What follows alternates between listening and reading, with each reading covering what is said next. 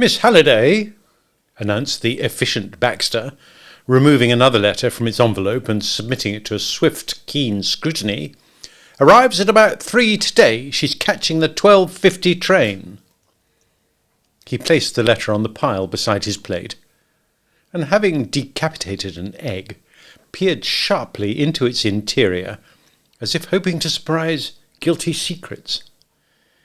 For it was the breakfast hour, and the members of the house party, scattered up and down the long table, were fortifying their tissues against another day.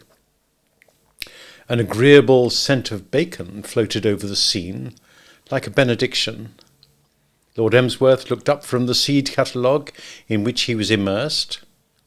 For some time past, his enjoyment of the meal had been marred by a vague sense of something missing. And now he knew what it was. "Coffee," he said, not violently, but in the voice of a good man oppressed. "I want coffee. Why have I no coffee? Constance, my dear, I should have coffee. Why have I none?" "I'm sure I gave you some," said Lady Constance, brightly presiding over the beverages at the other end of the table. "Then where is it?" demanded his lordship, clinchingly.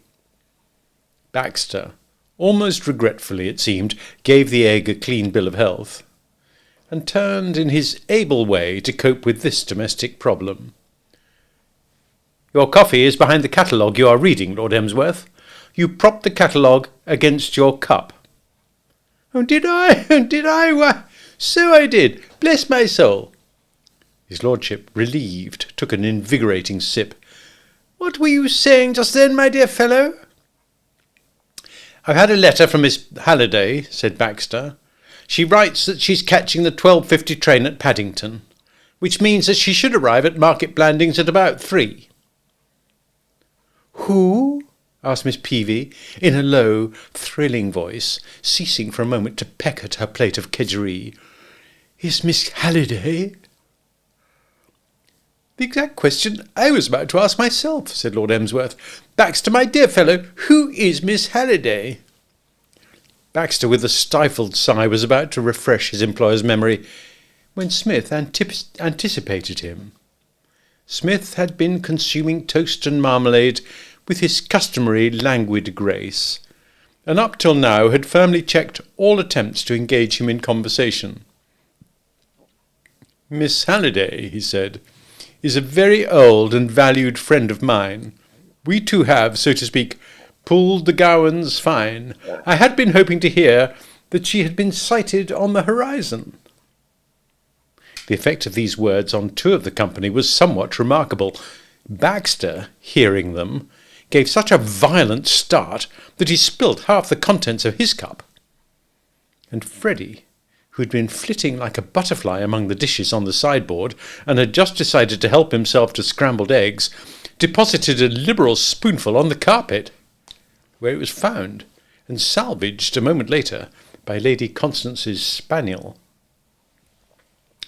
Smith did not observe these phenomena, for he had returned to his toast and marmalade.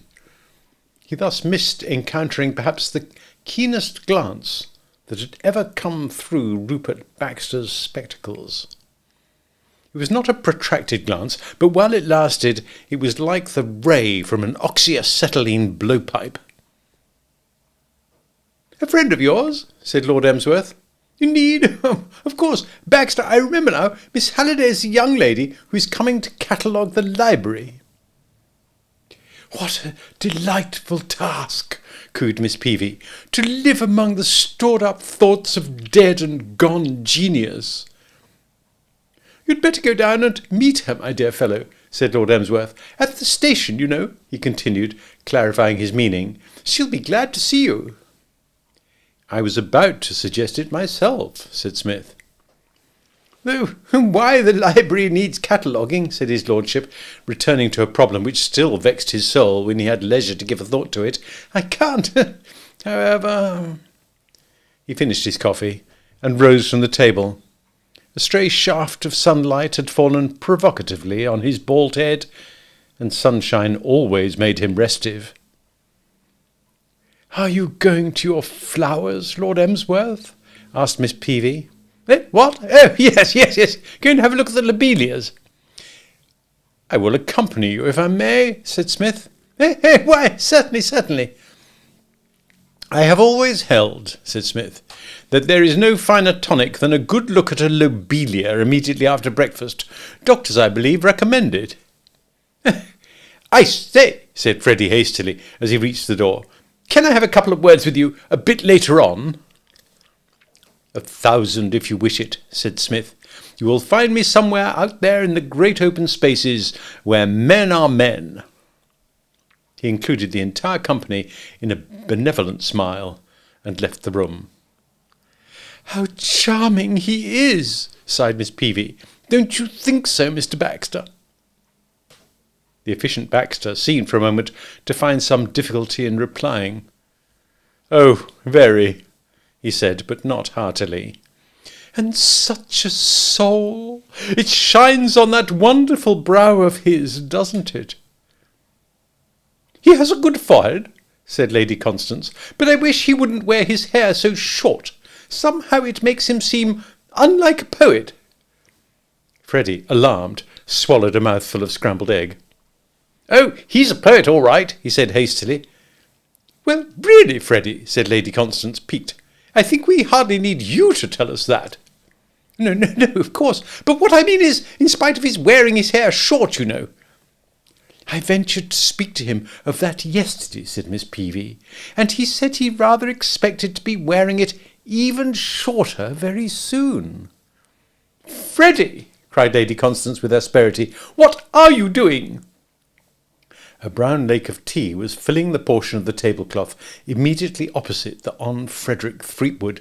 Like the efficient Baxter a few minutes before, sudden emotion had caused him to upset his cup.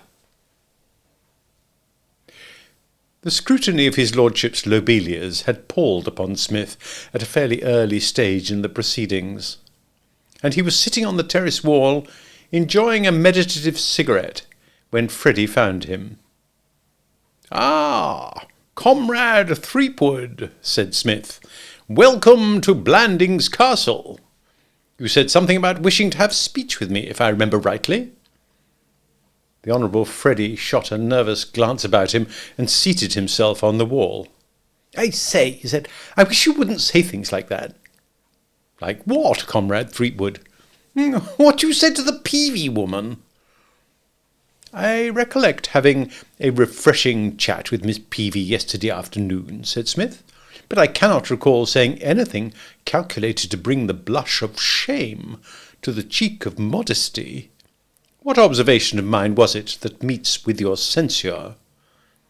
Why, that stuff about expecting to wear your hair shorter. If you're going to go about saying that sort of thing, well, dash it, you might as well just give up the whole bally show away at once and have done with it.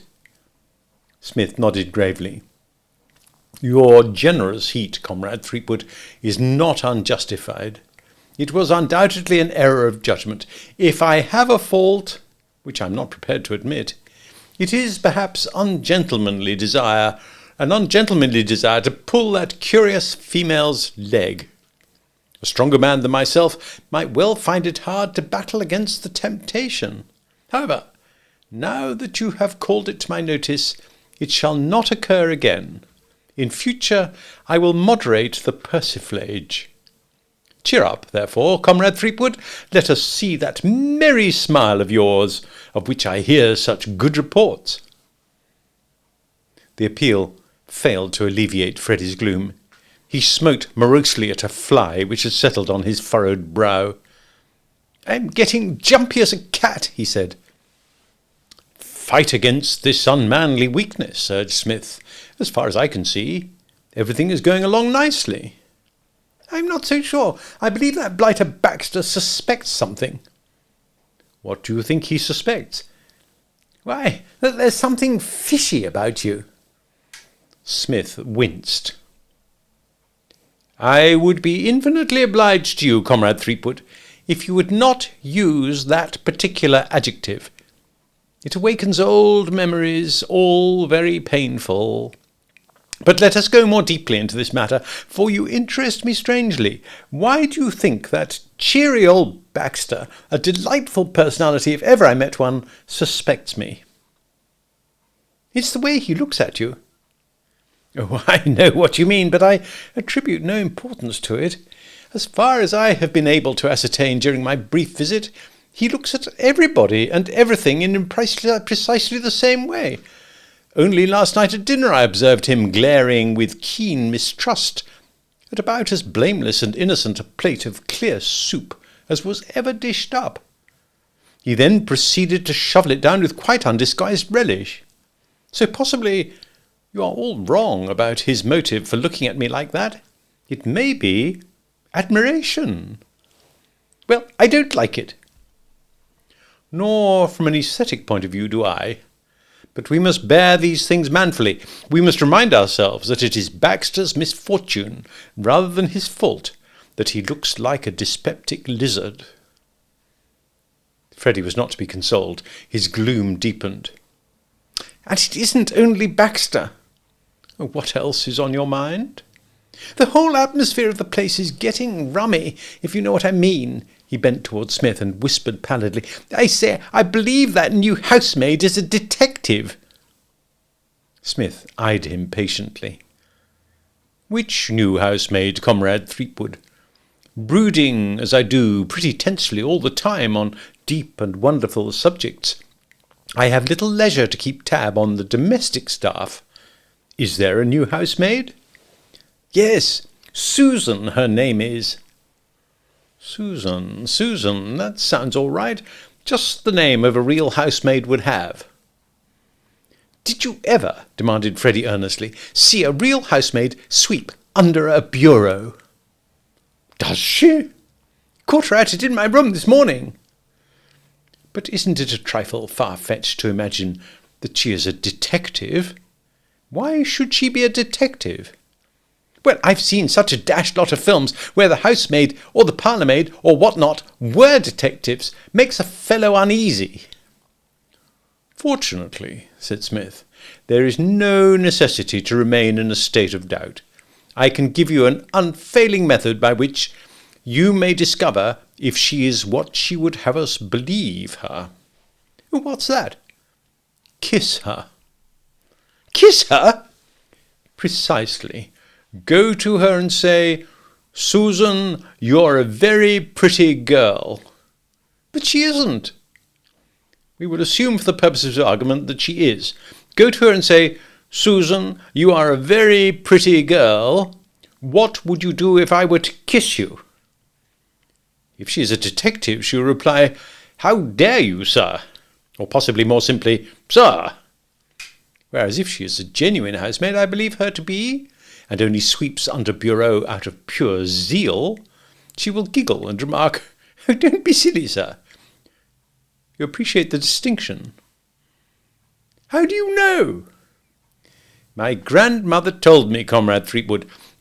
My advice to you, if the state of doubt you're in is affecting your enjoyment of life, is to put the matter to the test at the earliest convenient opportunity. I think it's over.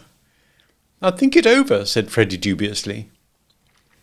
Silence fell upon him for a space, and Smith was well content to have it so. He had no specific need of Freddie's prattle to help him enjoy the pleasant sunshine and the scent of Angus McAllister's innumerable flowers.